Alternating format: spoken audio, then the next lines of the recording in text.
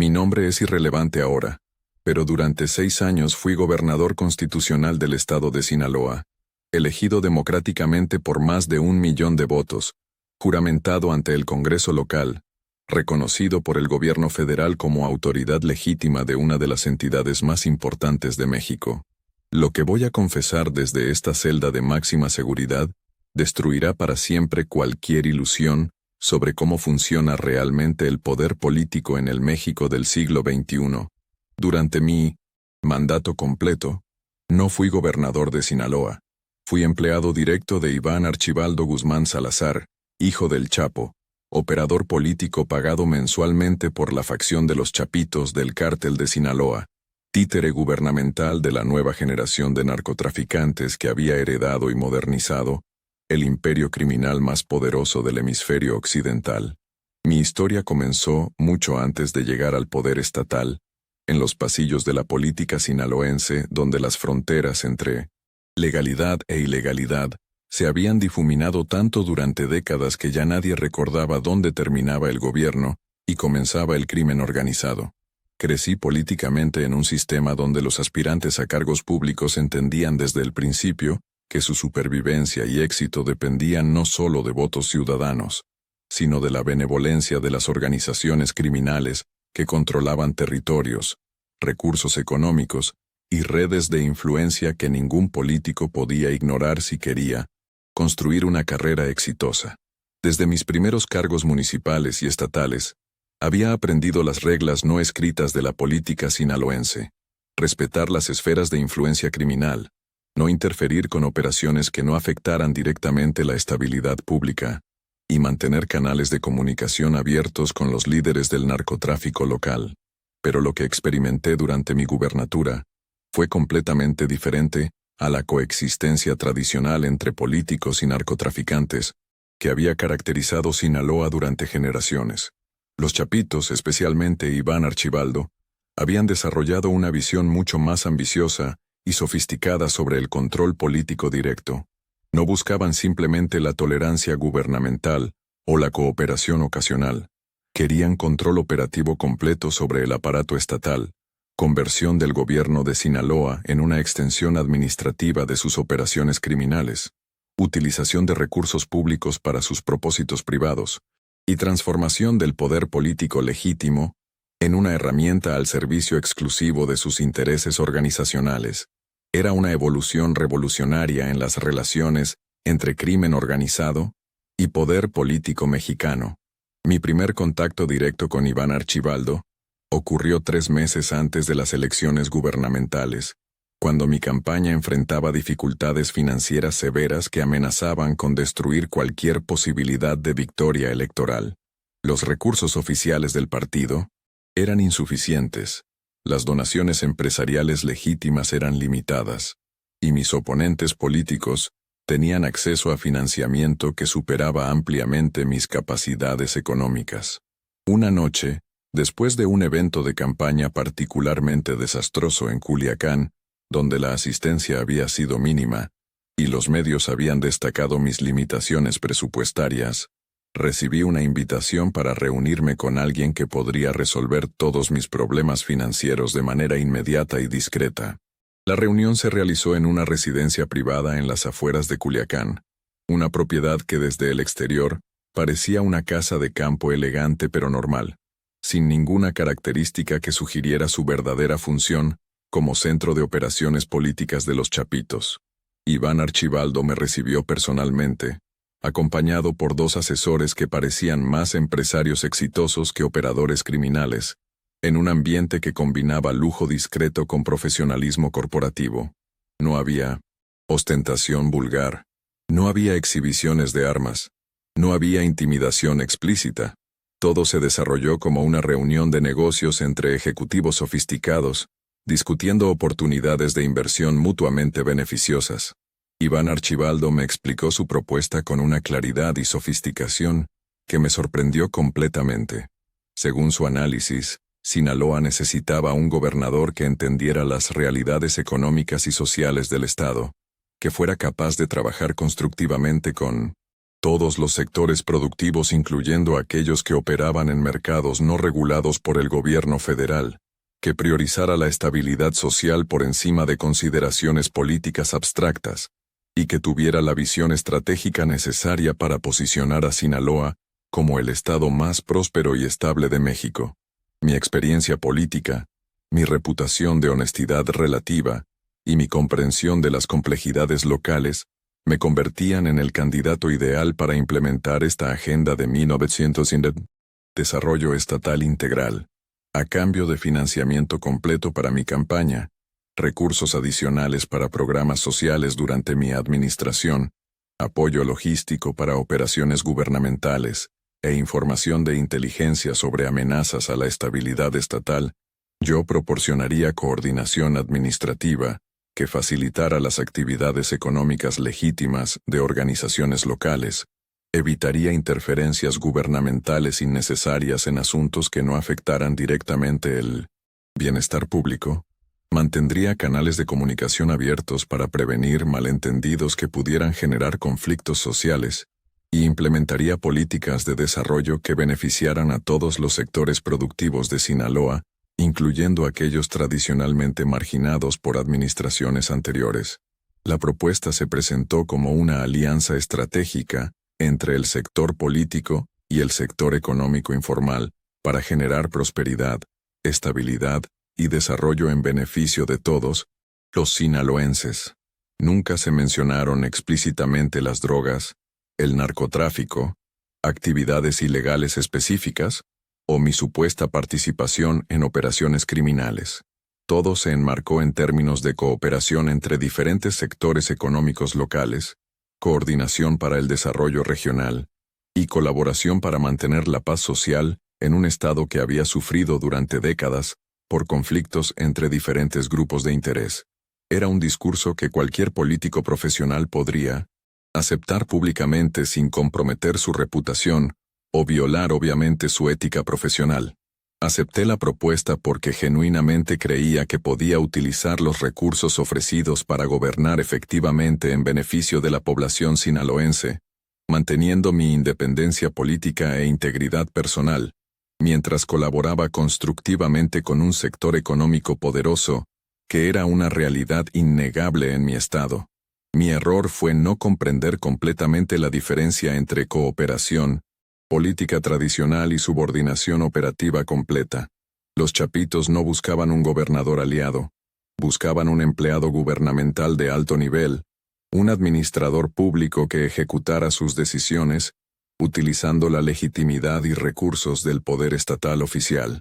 El financiamiento para mi campaña llegó a través de una red extraordinariamente sofisticada de empresas aparentemente legítimas, organizaciones civiles respetables, donaciones ciudadanas individuales y contribuciones empresariales que cumplían escrupulosamente con todas las regulaciones electorales federales y estatales.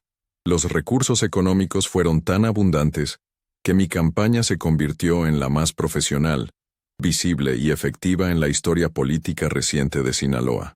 Tuve acceso a los mejores consultores políticos del país, tecnología de comunicación de última generación, equipos de producción mediática profesional, bases de datos electorales completas y logística operativa que me permitía llegar simultáneamente a todos los rincones del estado, con mensajes personalizados para diferentes sectores de votantes.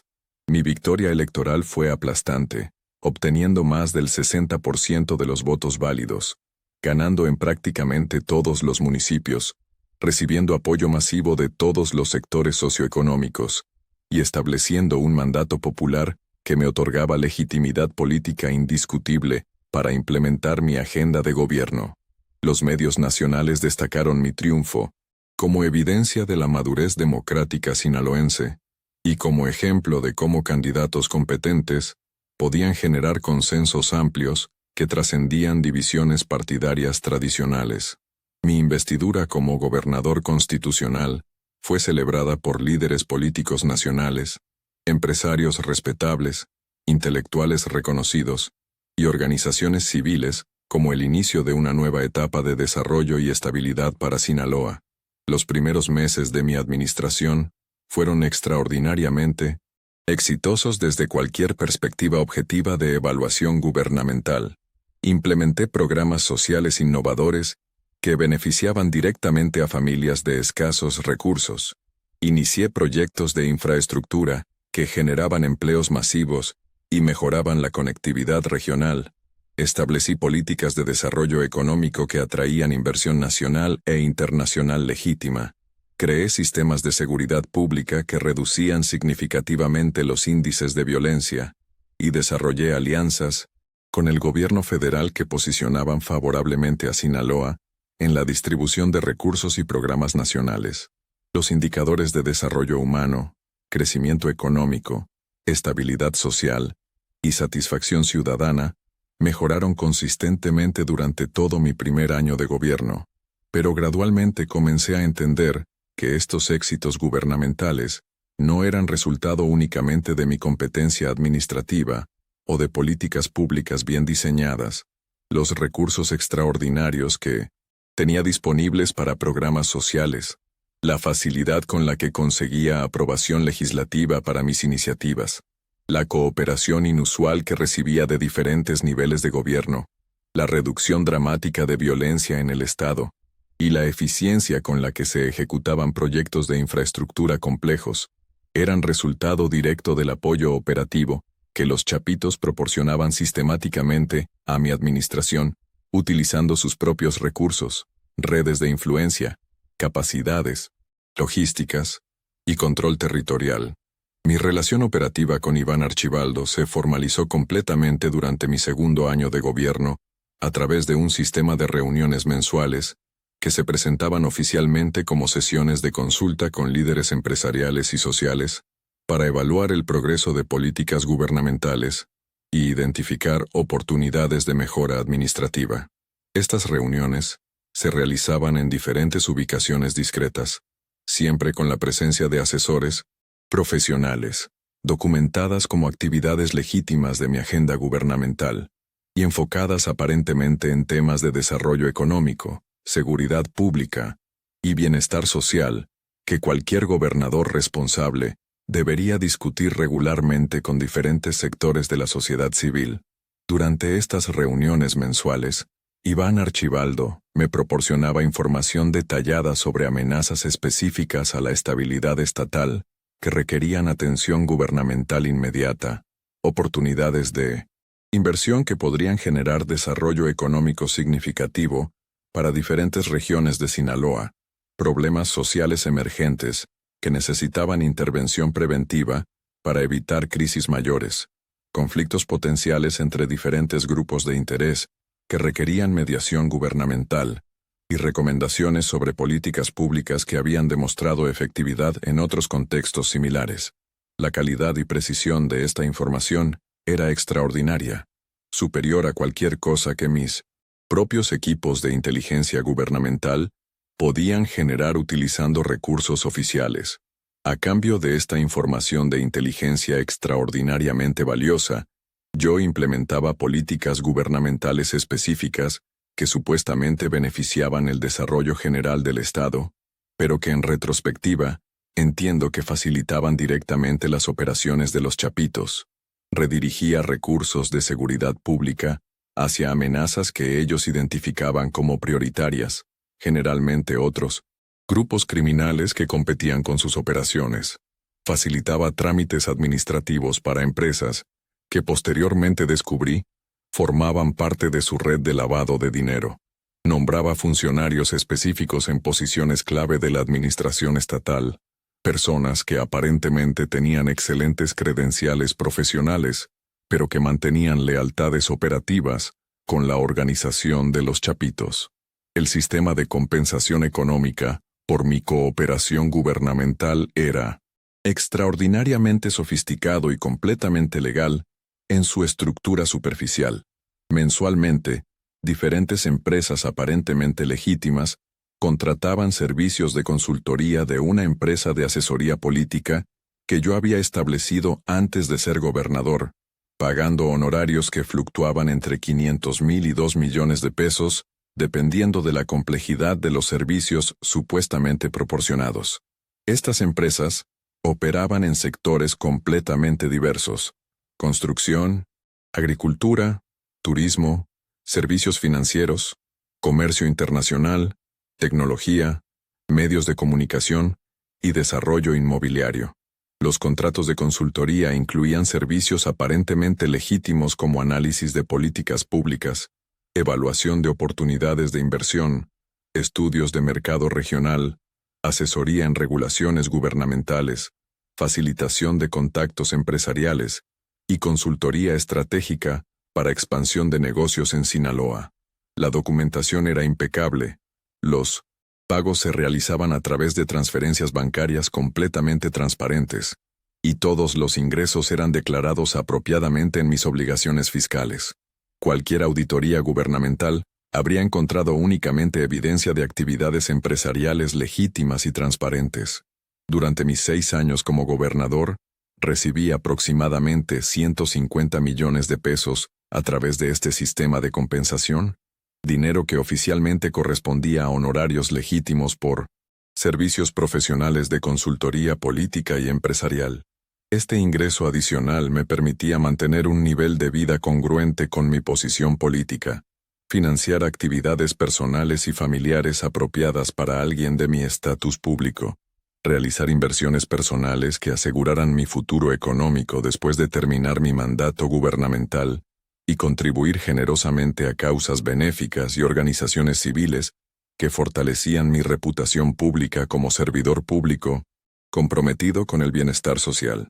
Pero el aspecto más perturbador de mi relación con los chapitos no era el intercambio económico, sino la forma en que gradualmente perdí autonomía real para tomar decisiones gubernamentales independientes. Durante mis últimos años como gobernador, prácticamente todas mis decisiones importantes requerían consulta previa y aprobación implícita de Iván Archibaldo. Las políticas de seguridad pública se diseñaban basándose en información de inteligencia que él proporcionaba. Los nombramientos de funcionarios clave se realizaban considerando recomendaciones que él sugería. Los presupuestos estatales se asignaban priorizando programas y regiones que él identificaba como estratégicamente importantes. Las relaciones con el gobierno federal se manejaban siguiendo estrategias que él consideraba más beneficiosas para los intereses generales de Sinaloa. Esta pérdida gradual de autonomía gubernamental no se sintió inicialmente como subordinación criminal, sino como colaboración estratégica, con un socio extremadamente bien informado y competente, que tenía acceso a recursos e información que complementaban perfectamente mis capacidades oficiales como gobernador. Iván Archibaldo demostraba conocimiento enciclopédico sobre economía regional, política nacional, relaciones internacionales, desarrollo social y dinámicas de seguridad que superaba ampliamente la preparación de mis asesores gubernamentales oficiales. Sus recomendaciones políticas invariablemente resultaban exitosas. Sus análisis sobre amenazas y oportunidades eran extraordinariamente precisos, y su capacidad para facilitar la implementación efectiva de políticas gubernamentales era inigualable. El momento en que finalmente comprendí la verdadera naturaleza de mi situación llegó durante mi 5º año de gobierno, cuando una crisis de seguridad pública requería una respuesta gubernamental inmediata que potencialmente afectaría operaciones importantes de los chapitos. Un grupo criminal rival había comenzado a operar agresivamente en territorio tradicionalmente controlado por la organización de Iván Archibaldo, generando violencia que amenazaba la estabilidad social que habíamos mantenido exitosamente durante años. Mi respuesta natural como gobernador era desplegar recursos de seguridad pública contra todos los grupos involucrados en el conflicto, restaurar el orden público utilizando la fuerza necesaria y establecer presencia gubernamental permanente en la región afectada. Pero Iván Archibaldo me explicó que esta respuesta gubernamental tradicional sería contraproducente y peligrosa. Según su análisis, el grupo rival tenía conexiones con organizaciones criminales internacionales que podrían escalar significativamente la violencia si se sentían amenazadas por operaciones gubernamentales directas. La estrategia más efectiva era permitir que su organización neutralizara la amenaza utilizando sus propios recursos y métodos, mientras el gobierno proporcionaba apoyo indirecto facilitando inteligencia sobre movimientos del grupo rival y evitando interferencias operativas que pudieran complicar la solución del conflicto. Esta colaboración directa entre mi gobierno y los chapitos para resolver un problema de seguridad pública me hizo finalmente consciente de que ya no era un gobernador que cooperaba ocasionalmente con organizaciones locales, sino un funcionario gubernamental que ejecutaba políticas diseñadas por una organización criminal. La revelación fue devastadora para mi autoconcepto como servidor público, pero también me hizo entender que estaba atrapado en una situación de la cual no podía escapar sin consecuencias catastróficas para mi seguridad personal, mi familia, mi futuro político y potencialmente la estabilidad de todo el Estado. Durante 5 años había construido un gobierno exitoso basado en recursos, información y apoyo proporcionados por los chapitos. Mi administración había generado desarrollo económico, estabilidad social y satisfacción ciudadana utilizando métodos que dependían completamente de mi colaboración con la organización de Iván Archibaldo. Terminar esta colaboración no solo destruiría mi carrera política y mi seguridad económica, sino que podría desestabilizar todo el sistema de gobernabilidad que habíamos construido juntos para beneficio de la población sinaloense. Durante mi último año como gobernador, funcioné completamente como un empleado de alto nivel de los chapitos, utilizando los recursos y legitimidad del gobierno estatal para facilitar sus operaciones, proteger sus intereses, neutralizar sus amenazas y expandir su influencia utilizando canales oficiales. Mis decisiones gubernamentales se tomaban siguiendo instrucciones específicas que recibía durante reuniones semanales con Iván Archibaldo. Mi agenda política se diseñaba para complementar sus objetivos organizacionales. Mi comunicación pública se coordinaba para transmitir mensajes que beneficiaran su reputación y operaciones. Mi administración se había convertido efectivamente en una extensión gubernamental del cártel de Sinaloa, pero paradójicamente, este periodo de subordinación completa a los chapitos fue también el más exitoso de mi mandato gubernamental desde perspectivas objetivas de evaluación de desempeño público. Los indicadores de desarrollo humano alcanzaron niveles históricos en Sinaloa. La violencia se redujo a mínimos que no se habían visto en décadas. La inversión económica llegó a niveles extraordinarios. Los programas sociales beneficiaron a cientos de miles de familias. La infraestructura estatal se modernizó comprehensivamente. Las relaciones con el gobierno federal se fortalecieron significativamente.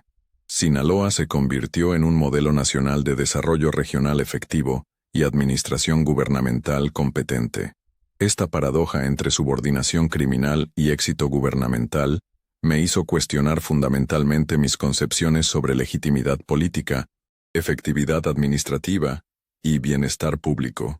Como empleado directo de los chapitos, había logrado más desarrollo real para Sinaloa que cualquier gobernador anterior que hubiera operado independientemente, utilizando únicamente recursos gubernamentales oficiales.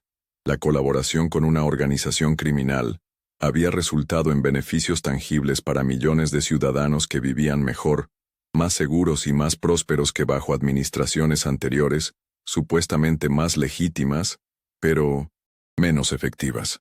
Mi caída final llegó cuando el gobierno federal lanzó una investigación sobre lavado de dinero, que inevitablemente condujo al descubrimiento de mis vínculos financieros con empresas controladas por los chapitos.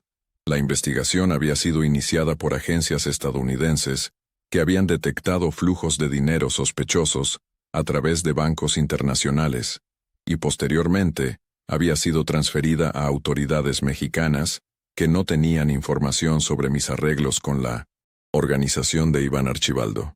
Para cuando me di cuenta de que estaba siendo investigado, ya era demasiado tarde para desconectarme operativamente de los chapitos o destruir evidencia de nuestra colaboración. El proceso de investigación reveló gradualmente la extensión completa de mi subordinación a los chapitos durante mi mandato gubernamental. Las interceptaciones telefónicas documentaron conversaciones donde yo recibía instrucciones específicas sobre políticas gubernamentales. Los análisis financieros identificaron patrones de pagos que correspondían claramente a compensación por servicios políticos.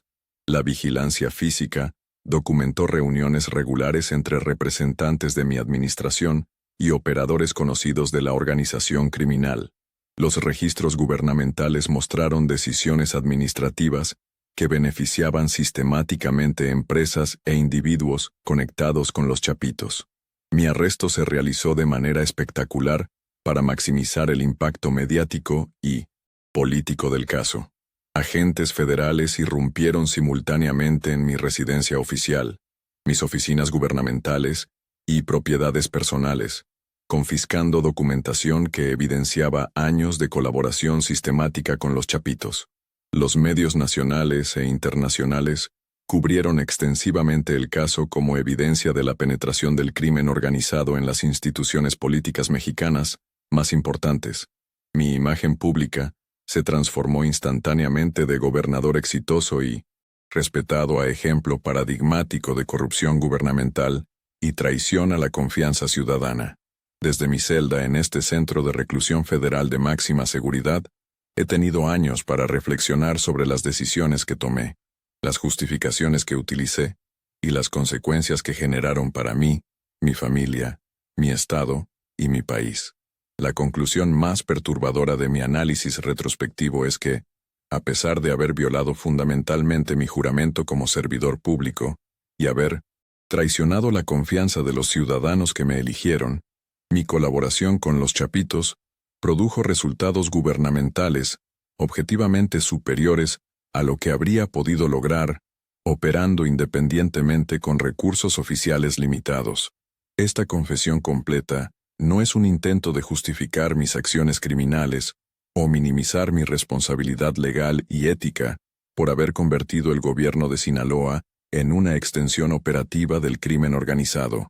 Es un testimonio sobre la realidad del poder político en el México contemporáneo, donde las líneas entre legalidad e ilegalidad se han difuminado tanto que funcionarios gubernamentales pueden colaborar extensivamente con organizaciones criminales mientras genuinamente creen estar sirviendo al interés público.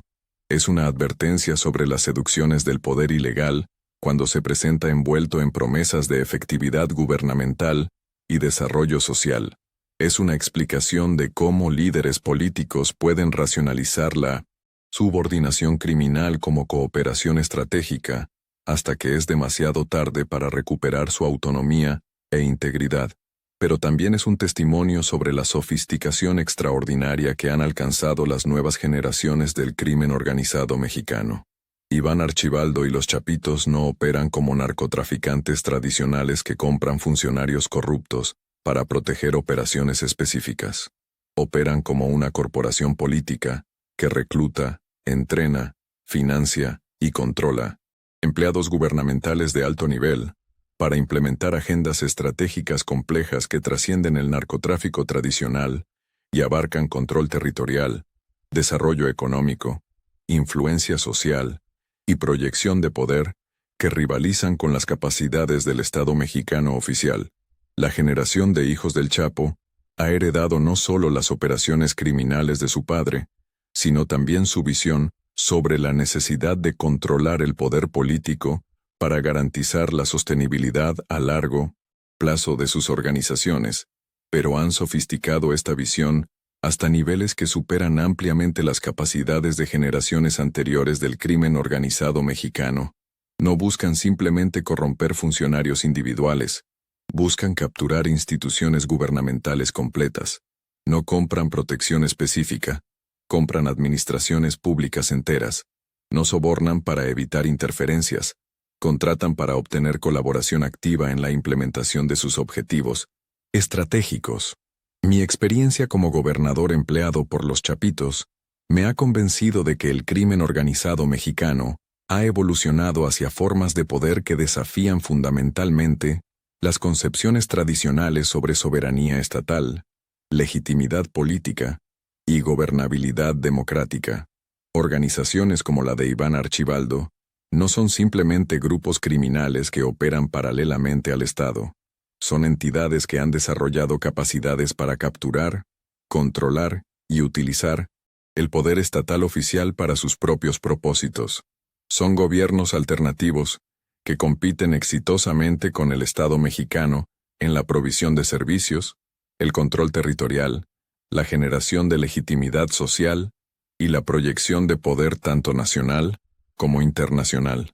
Esta realidad plantea preguntas fundamentales sobre la viabilidad del sistema político mexicano actual y su capacidad para resistir la infiltración sistemática por parte de organizaciones criminales que han desarrollado recursos, sofisticación operativa y visión estratégica que en muchos casos superan las del propio Estado mexicano.